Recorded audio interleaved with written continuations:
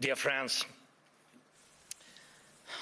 亲爱的朋友们， remembers the great 大家都记得那部伟大的美国电影《土拨鼠之日》吗？ day with Bill Murray 就是比尔·莫里和安迪·麦克道威尔主演的。是的，但没有人愿意那样生活， that 日复一日，月复一月，当然还有年复一年的重复着同样的事情。 and yet that's 然而，这正是我们现在的生活方式， how we live now. 这就是我们的生活。 And every forum 而每一个像这样的论坛都证明了这一点。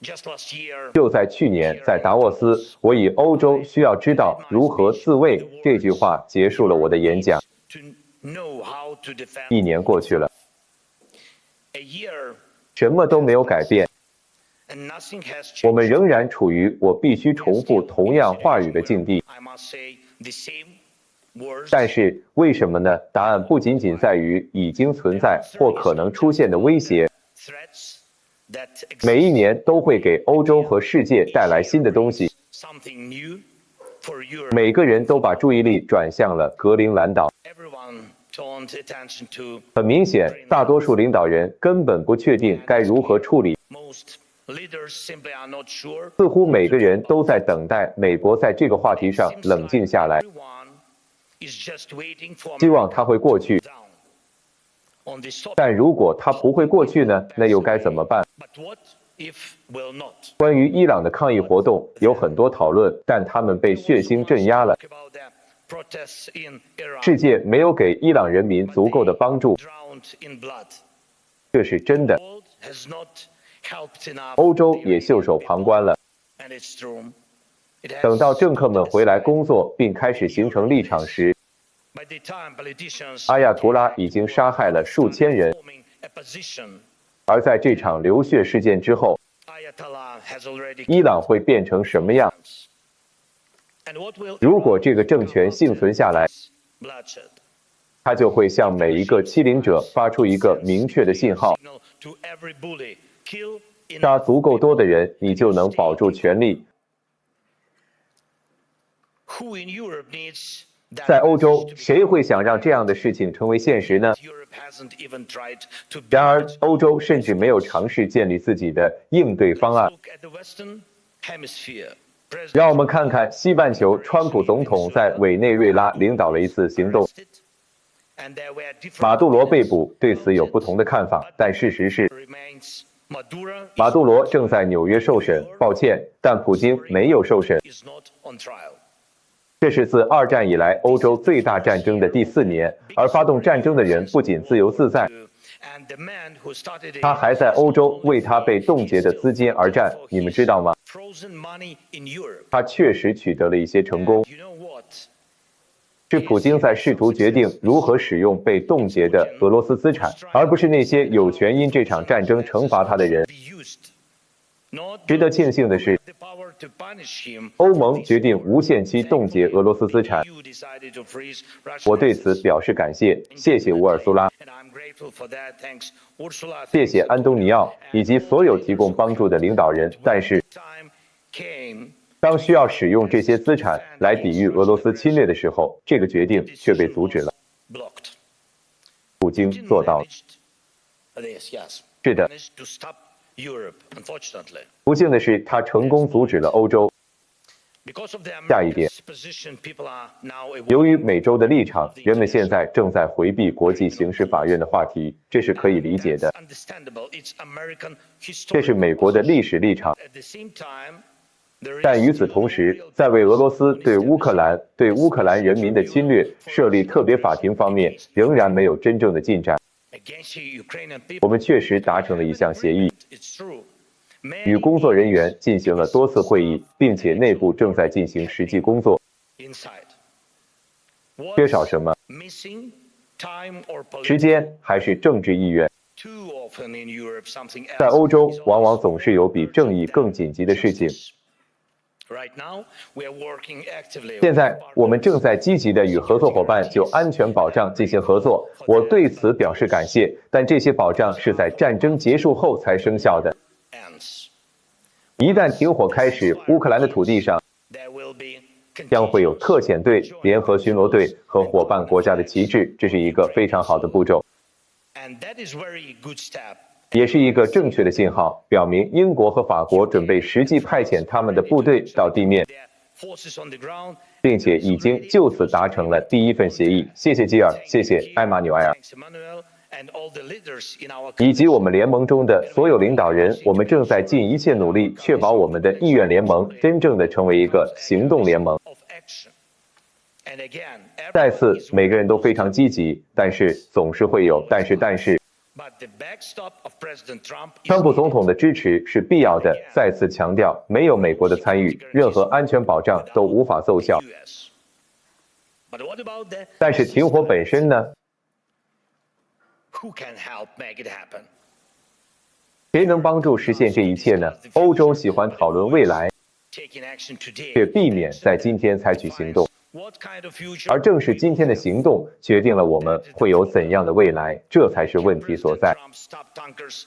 为什么川普总统能够阻止影子舰队的油轮并扣押石油，而欧洲却不能呢？俄罗斯的石油正沿着欧洲海岸线运输，这些石油资助了对乌克兰的战争，这些石油助长了欧洲的不稳定。所以，俄罗斯的石油必须被阻止、没收，并为欧洲的利益出售。为什么不呢？如果普京没有钱，欧洲就不会有战争；如果欧洲有钱，他就能保护自己的人民。现在，那些油轮正在为普京赚钱，这意味着俄罗斯继续推行其病态的议程。下一点。我以前说过，现在再重复一遍，欧洲需要统一的武装部队，能够真正保卫欧洲的部队。今天，欧洲仅仅依赖于这样一种信念：如果危险来临，北约就会采取行动。但没有人真正见过这个联盟采取行动。如果普京决定占领立陶宛或袭击波兰，谁会回应？谁真的会回应呢？现在，北约的存在是基于一种信念，相信美国会采取行动，他不会袖手旁观，会提供帮助。但如果他不行动呢？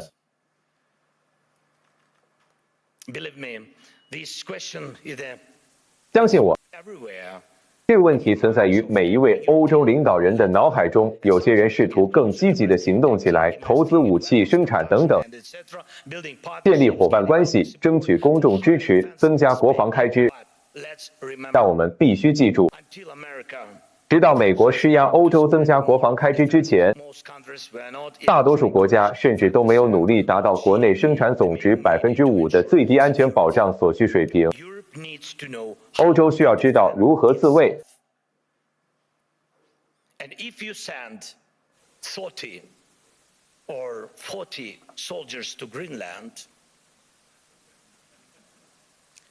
如果你向格陵兰派遣30或40名士兵，这有什么用？这传递了什么信息？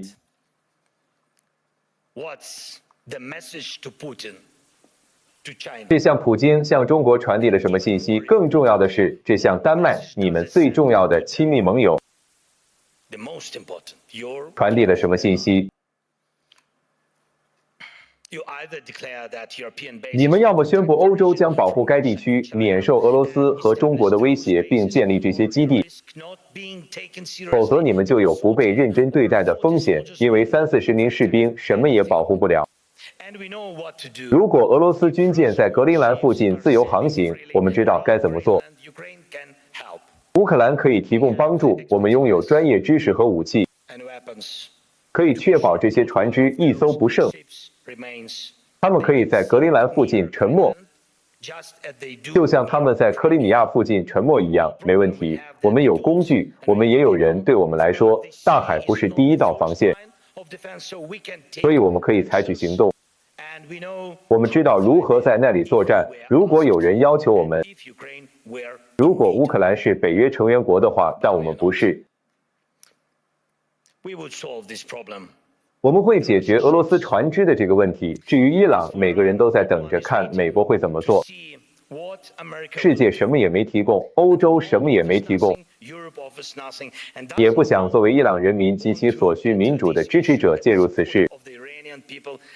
但是，当你拒绝帮助一个为自由而战的人民时，后果会反噬，而且总是负面的。2020年的白俄罗斯就是一个例子，没有人帮助他们的人民。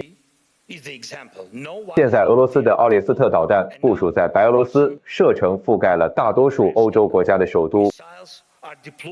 如果白俄罗斯人民在2020年取得了胜利，这一切就不会发生。我们多次告诉我们的欧洲伙伴，现在就行动，现在就对付白俄罗斯的那些导弹。导弹绝不是摆设，但欧洲仍然处于格陵兰模式。也许有一天会有人采取行动。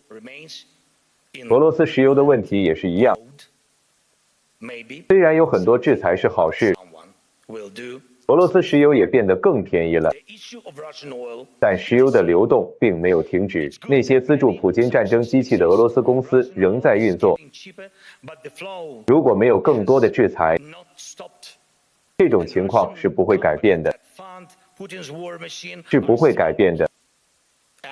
我们感谢所有对侵略者施加的压力，但老实说，欧洲必须做得更多，让他的制裁像美国的制裁一样有效地阻止敌人。为什么这很重要？因为如果欧洲不被视为一支全球力量，如果他的行动不能吓退那些不良行为者，那么欧洲将永远处于被动反应的状态，急于应对新的危险和袭击。我们都看到那些试图摧毁欧洲的势力，他们没有一天停止过他们自由运作，甚至在欧洲内部运作。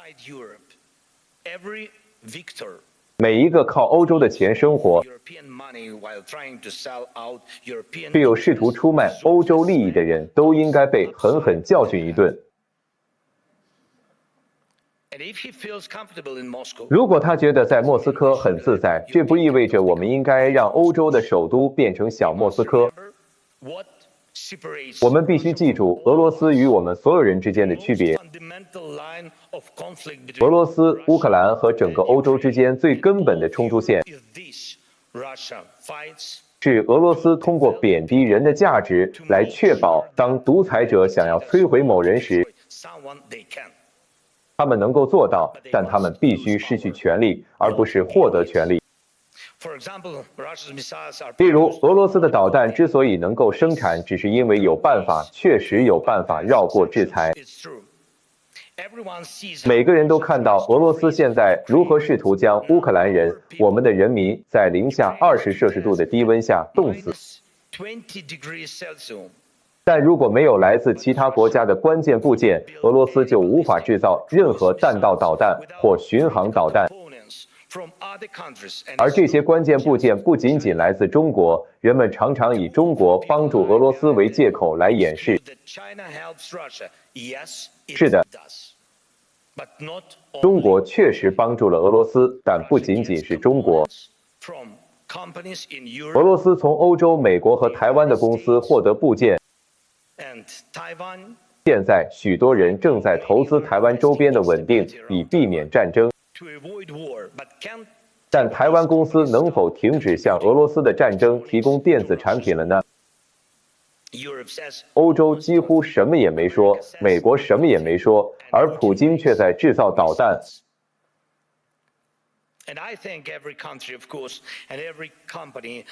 我感谢每一个国家，当然也感谢每一家帮助乌克兰修复能源系统的公司，这至关重要。感谢所有支持 Pearl 项目，帮助我们购买爱国者导弹的人。但是，切断俄罗斯导弹生产所需的零部件供应，甚至摧毁那些制造导弹的工厂，难道不是更便宜、更简单吗？去年大部分时间都在讨论给乌克兰提供远程武器，每个人都说解决方案近在咫尺，现在没有人在谈论这个了。但俄罗斯的导弹和沙赫德无人机仍然存在，我们仍然掌握着制造它们的工厂的坐标。今天他们瞄准乌克兰，明天它可能是任何一个北约国家。而在欧洲，我们被建议不要提及战斧导弹，不要向美国人提及战斧导弹，以免破坏气氛。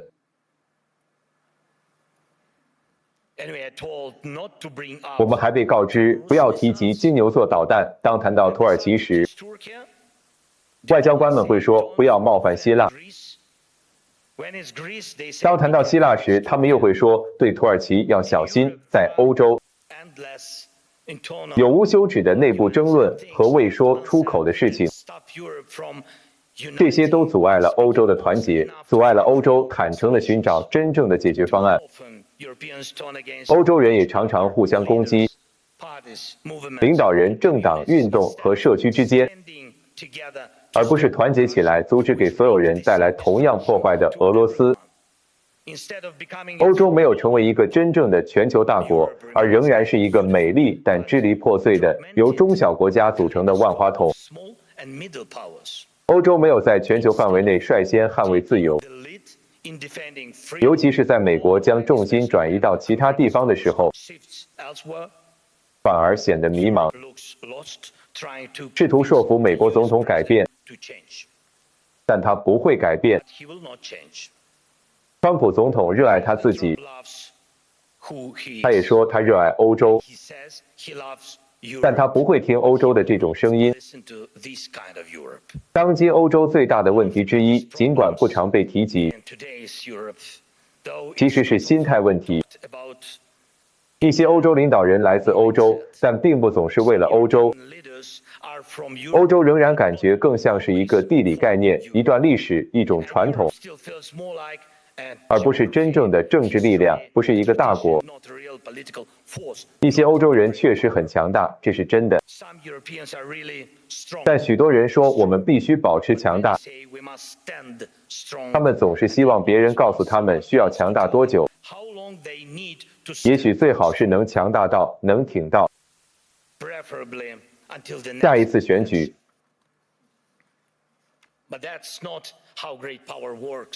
但在我看来，大国不是这样运作的。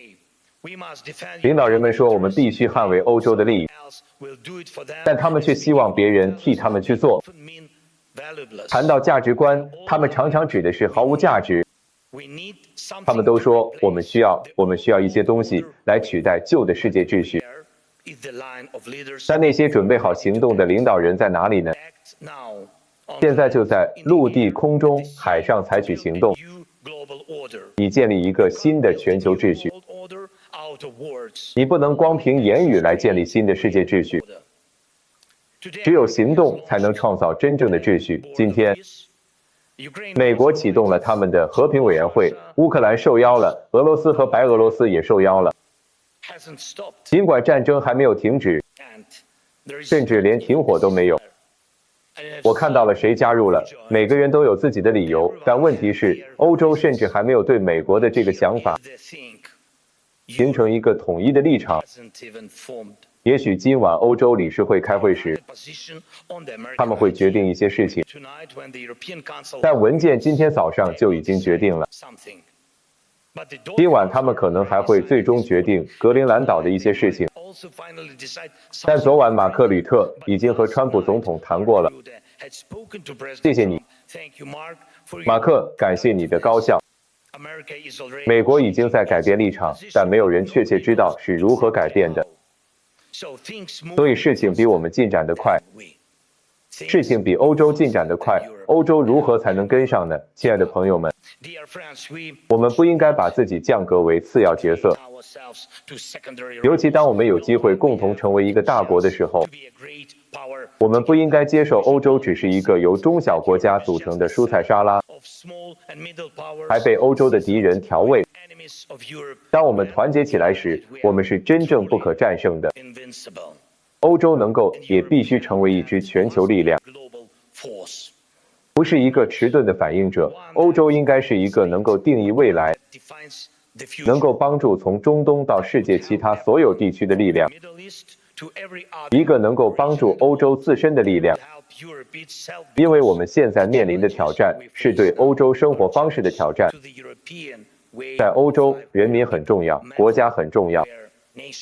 欧洲可以帮助建设一个更美好的世界。欧洲必须建设一个更美好的世界。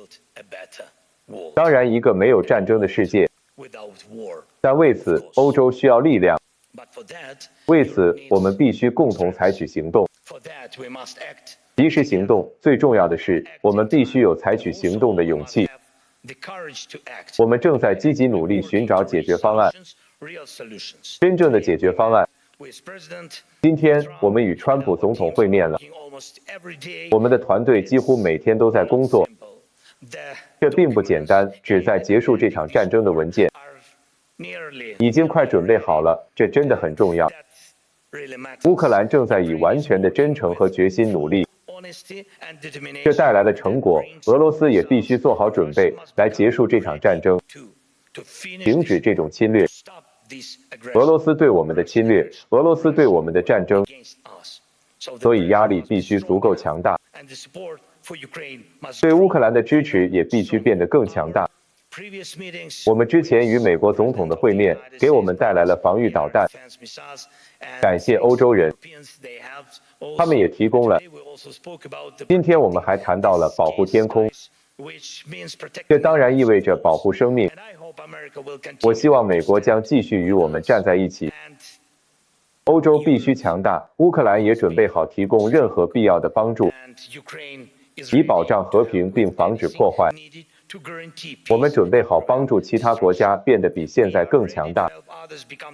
我们准备好成为一个真正重要的欧洲的一部分，一个拥有真正力量的欧洲，一个了不起的欧洲。今天我们需要这种力量来保护我们自己的独立，但你们也需要乌克兰的独立，因为明天你们可能就不得不捍卫你们的生活方式。当乌克兰与你们同在时，没有人会欺凌你们，你们将永远有办法采取行动，并且及时行动，这非常重要。要及时行动，亲爱的朋友们，今天是达沃斯论坛的最后几天之一，当然，这绝不会是最后一次达沃斯论坛，对此大家都有共识。许多人相信事情总会自行解决，但我们不能依靠总会自行解决的这个信念来获得真正的安全。仅仅依靠信念是不够的，无论是对伙伴的信念，还是对好运的信念，都不够。任何知识性的讨论都无法阻止战争。我们需要行动，世界秩序源于行动。我们需要的只是行动的勇气。如果现在不采取行动，就没有明天。让我们结束这种周而复始的困境。